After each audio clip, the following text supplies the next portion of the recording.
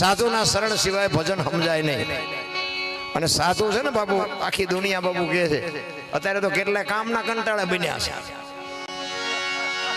હા, એવું જાજુ છે, આખા કપાળ રંગ્યા હોય, ઢીસણથી ડેરખા હોય, આપણે હાલા જતા હોય ને હાથ કરે, હે ભગત ખડા રે તેરા બેડા પાર ગયો, તમે રોટલા હાટું વંડિયું ઠેકો શું અમારા બેડા પાર કરો. એની વાતો નથી બાપુ. એવા સમર્થ મહાપુરુષો આ દેહળ બાપાનો બાપુ દાખલો છે. કારણ કે અપલખણા તો તે દી હતા કે બાપા નોકરી કરતા હતા પોલીસમાં. એટલે આ બધા કે એટલે કહું છું, દેહળ બાપાને મહેનત જોયા, પછી કોઈ ફોન બોન ન કરતા. ઈ કે પોલીસમાં નોકરી કરતા હતા અને ભજનના પ્રેમી જીવ, ભજનનો જીવ હોય ને એને બાપુ એને એનો ખોરાક ન મળે ત્યાં સુધી એને હકત ન થાય. અને એમાં કુદરતને કરવું અને જેલે નોકરી આપી અને એમાં રસ્તામાં બરોબર આમાં મળ્યા જોવાની એ વાયક દીધું. બાપાને એમ જો નોકરીએ જવું ભજનમાં જવું. જો આ ભજનનો પ્રેમ બાપુ મારે આવા અનુભવ થયેલા મને ખુદને. જો કે એ બધી વાતો અત્યારે કરવાનો સમય નથી, પણ ભજનના માર્ગે ગયા હોય ને તમારો ગમે એવો બાપુ ઘરે મોડો પ્રસંગ થયો ને જો સુધારી ન લે તો દુનિયામાં ભજનને કોઈ ઓળખે નહીં, ભજનની વાંય કોઈ રહે નહીં. આ મારા જાત અનુભવની વાત હું તમને કરું છું. એ અખિલ બ્રહ્માંડના માલિકને સમરે છે કે મારે તારું ભજન કરવું છે. એક બાજુ આ મારી નોકરી છે, પણ છતાંય એના મિત્રોના સાથ સહકારથી કીધું એ કે તમે જાઓ અને પછી ગાય ગા વી આવજો. એ ગયા અને એ ભજનની લહેર લાગી જાય બાપુ. લહેર લાગી જાય આમાંથી તમને ઘર બર ન સાંભળે.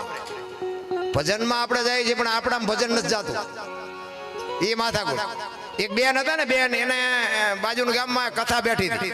તેના ઘરવાળાને કેમ કથા સાંભળવા જવું, એ કે જા ને હા જોતી દેરાય ગયા. બેન હાજે આવ્યા, એનો ઘરવાળો કે કથા સાંભળવા ગઈ હતી કે હા શું બાપુ વાંચતા હતી કે માંડવા માંડવા માંડવા માંડવા. કે પણ બાપુ હું વાંચતા હતી તો કે કેટલું બધું રાંધેલું, મોટા મોટા તપેલા, કેટલું માણા ખાય.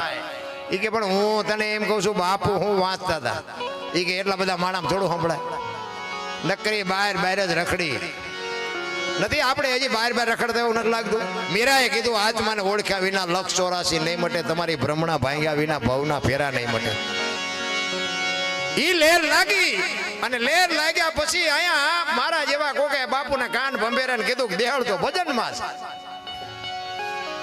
એટલે બાપુ આવ્યા અને અખિલ બ્રહ્માંડનો માલિક બાપુ દ્વારકા મળ્યો ધ્રુજવા બોલ્યો મારા નામના ગાણા ગાય છે, હવારે એની નોકરી જાય છે. ત્યાંથી બાપુ પોલીસનો પટો પહેરીને નીકળ્યો હો મારો નાથ. અને આ બાપુ આવ્યા હતા, એ બધું પુરવાર કરી દીધું કે દેહાળ કે હા બાપુ. દીવો ફાનસ લઈને ગયા, ચોપડી લાવી કે સહી કરી દઉં. ચોપડી આપી, સહી કરી અને બાપુ વિયાઈ ગયા. ઓલો દેહળ તો બાપુ ભજનમાં લહેર લાગી ગયેલી. પછી આમાં એ જે કાન ભંભેરણી કરી હતી ને, પાંગતિયા કહેવાય ને, પાંગતિયા કહેવાય, શું કહેવાય, લહાણિયા કહેવાય. આ કોક ગામના બસ સ્ટેન્ડે મારા મહેમાન ઉતરે ને કે ફલાણા ભાઈનું ઘર જ્યાં છે, મારા દીકરા હારો હાર ઠેઠું જાય ને રોંઢો અહીંયા કરીને આવે. આવા લહાણિયા જેટલા હવે ગામ હોય અહીંયા. ઈ કે પણ બાપુ આયા તમને જે હોય પણ દા દેહળ તો ગાય અવાજ આવે દેહળ નો છે. બાપુ કે મારે મારી નોકરીએ મારો માણસ મારે જોવાનું હોય, બીજે મારે ન જોવાનું હોય. તોય આવા પૂંછડા ઝાલીને બેઠા કરે છે બોલો. અને મોડા મોડા બાપુ દેહળ બાપા આવ્યા અને બાપાને અહીં આવીને મળ્યા બોલવા હોય. એ કે મારે મોડું થઈ ગયું, મારે મોડું થઈ ગયું. ઓલા કે પણ શું તું વાત કરે છે? એ કે હા હું જયારે આવ્યો એટલે કહું મેં તમને કીધું ઝટ આવીશ પણ આવી ન હોય, હવાર પડવા આવ્યું. ઈ કે પણ હમણાં જ કે બાપુ આવ્યા હતા ત્યાં કે બુકમાં સહી તો કરાવી દીવો લઈને, તો તું ઉભો તો. ના ના ના ના કે હું નહોતો, હું હજી અત્યારે જ આવું છું. અને બાપુ ભજન વાળો માણા બને ત્યાં સુધી જૂઠું ન બોલે. અને ઈ કે ખરેખર કે બાપુ આવ્યા હતા, ચોપડી બતાવી કે જોતો ખરો આમાં બાપુએ સહી કરીને ત્યાં જ આપી હતી. આંખોમાંથી ધારું થઈ ગયો. હું નહોતો, તમને હાથ જોડીને કહું હું નહોતો, એ મારો બાપ આવ્યો ત્યાંથી. બાકી મારી હું નહોતો, હું ત્યાંથી હજી અત્યારે જ આવ્યો છું. અને હવે મારે આ નોકરી ન કરાય. તરત જ બાપુ દરબારગઢમાં જઈ અને બાપુને કે બાપુ આ તમારો પટ્ટો, આ તમારી મારી નોકરી કે પણ દેળ મને કોક કે એટલે મારે આવવું પડે અને હું આવ્યો એમાં તને શું ખોટું લાગ્યું એ કે તમે ઠેઠ અહીંયાથી ને અહીંયા જેલ સુધી આવ્યા ને એનું ખોટું નથી લાગ્યું પણ ઓલો ઠેઠ દ્વારકાથી અહીંયા આવ્યો એને આ ધક્કા કરવા પડે એના કરતા હું મારા ઠેકાણે બરોબર છું.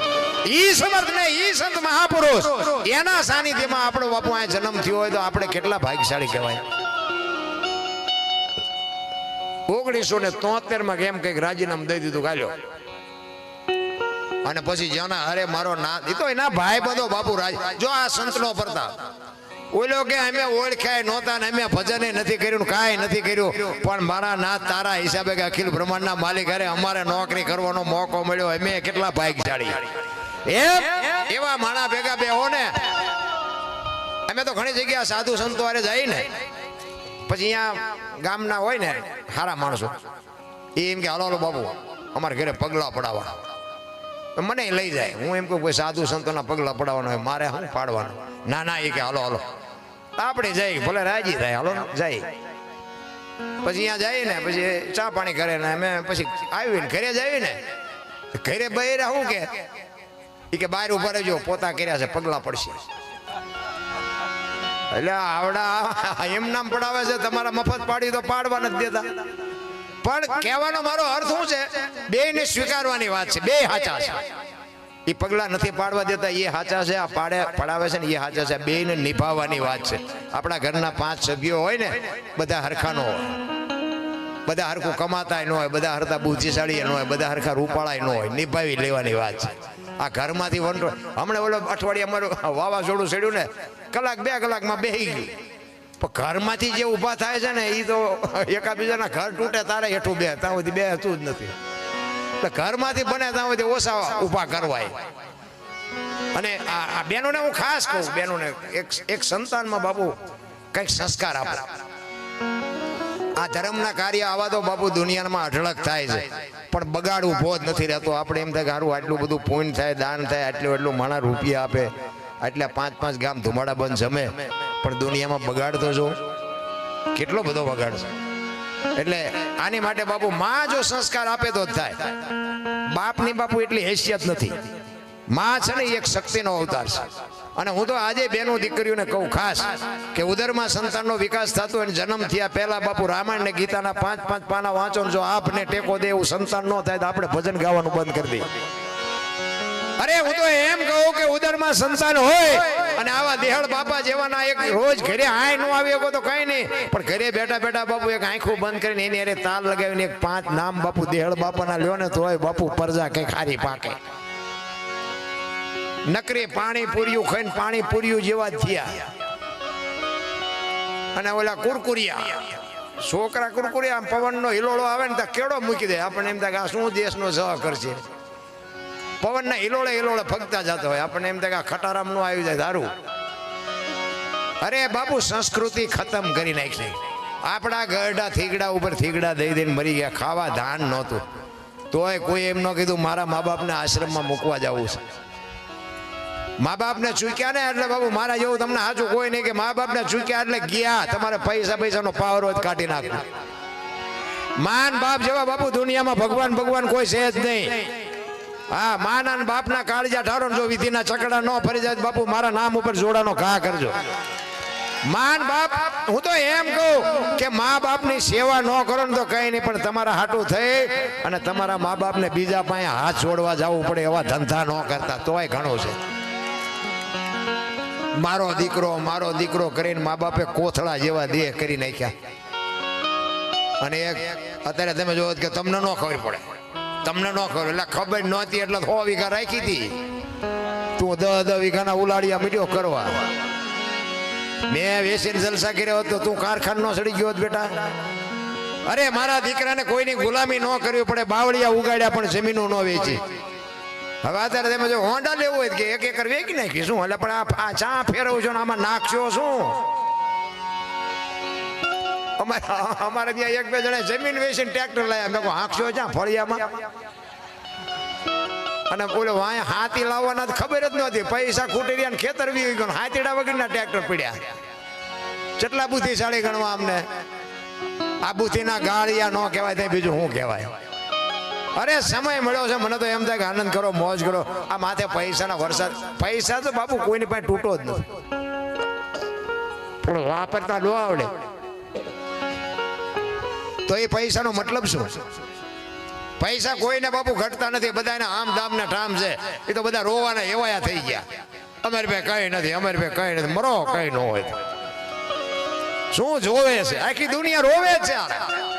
એક પાસે જાવ કે ધાબુ ભરવું છૂટા ખૂટી રહી, બીજા પાસે જાવ કે ડોબું વિયાણું દોવા નથી દેતું, બીજા પાસે જાય કે છોકરાનું વહુનું એવી તેડી ગયા મોકલતા નથી, બીજા પાસે જાવ કે છોકરાને પોલીસ વાળા લઈ ગયા જામીન ચડતા નથી. આપણે ચારું એક માગણ ને બટકું રોટલો ન દઈએ કે માણા આગળ જા આગળ જા. હવે ઠેઠ સુધી તારા જેવા છે, ચા જાય આગળ.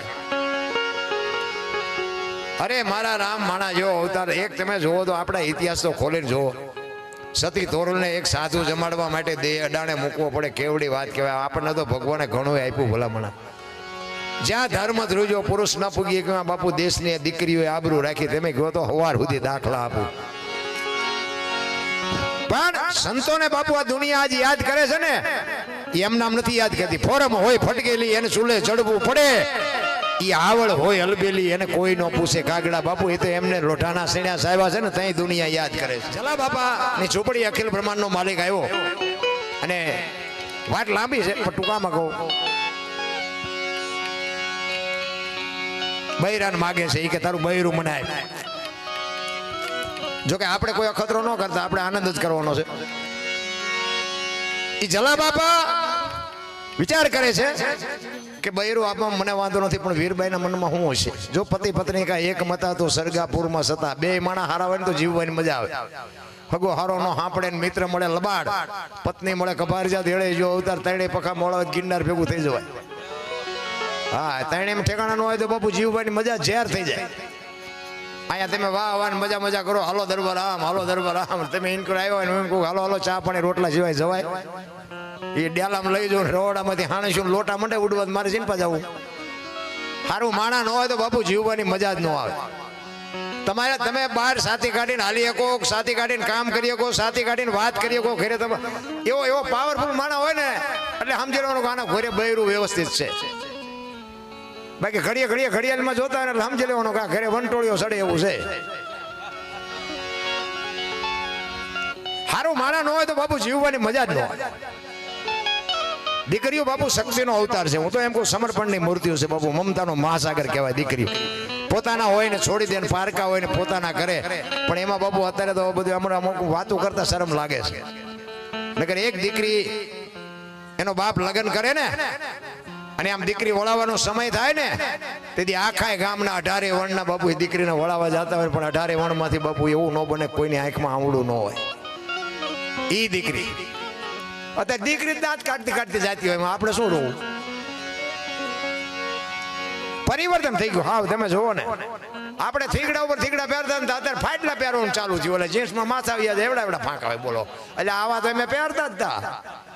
આ ખબર નહોતી કે આવું અટાણું આવશે ને, કઈ મેં હાશવી રાખ્યા તો એમ પહેરત. અરે આપણે તો હજી કંઈક સારું મોટી સિટીઓમાં જાય ને તો બેન હાલ્યા હોય છે કે ભાઈ હાલ્યા હોય છે, એ જ નથી ખબર પડતી. બોલાવો તાર ખબર પડે. બેને વાળ કપાઈ નાખ્યો, ભાઈ ને આવડો સોટલો હોય. આપણે બોલાવી ત્યારે ખબર પડે આ તો ભાઈ હતા, તો બેન છે. સંસ્કૃતિની પથારી ફેરવી નાખી ભાઈ. જીવન મળ્યું છે બાપુ આનંદ કરે એવું, પણ માનવતા મરી ગઈ. એકબીજાનો જે સપોર્ટ હતો, એકબીજાનો જે પ્રેમ હતો, એકબીજાની જે મદદ હતી ને ખતમ થઈ. અત્યારે બધા ટાંટિયા તાણવામાં પડ્યા છે. કોઈનું સારું થયું કોઈ રાજી જ નથી. પડખે વાળો કોઈ ગાડી લાવ્યો હોય કે મારો દીકરો આ ચાંથી લાવ્યો, એનું ડીઝલ ન બળે એટલું તાનું લોહી બળતું હોય. એટલે પણ કોઈક દીક ઇમરજન્સીમાં જરૂર છે, પડખે ગાડી છે તો કામમાં આવશે, પણ સારું જોઈ જ નથી. માણસની બાપુ વૃત્તિ એટલી બધી. નગર મને એમ થાય કે અત્યારે બાપુ સ્વર્ગ કરતા હારામાં હારી દુનિયા છે.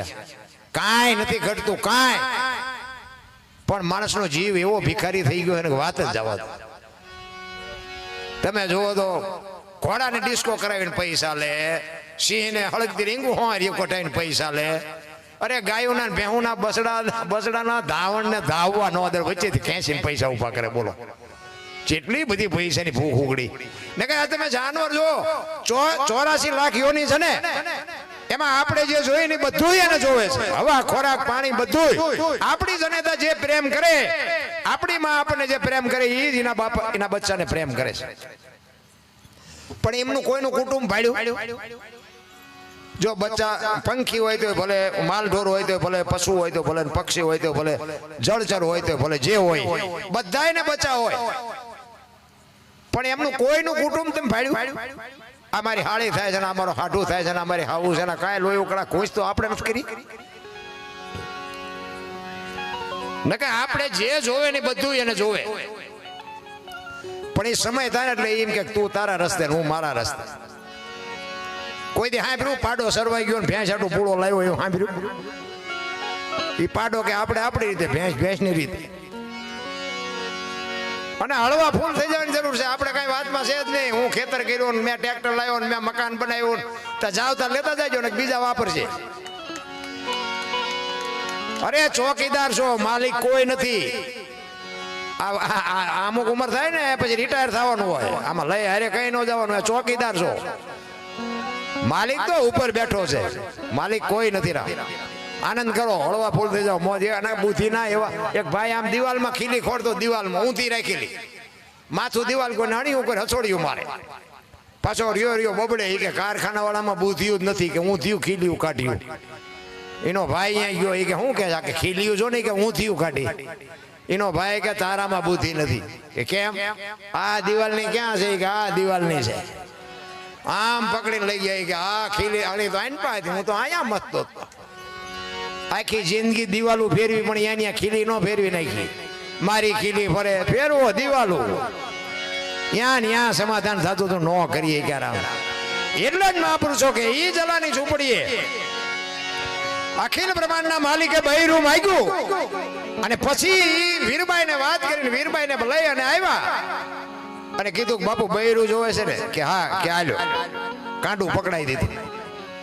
અને તેથી સદાધારની ગાદી ઉપર બાપુ આપા ગીગા હતા ને એની હાથે ટોકરા નગારા આરતી એની હાથે મળ્યું વાગવા. હો ભાઈ, બધા વિચાર કરે કે આ શું બાપુ કૌતુક થયું? આપા ગીગા વીરપુર સામે નજર કરીને ખડ ખડ ખડ દાંત કાઢે.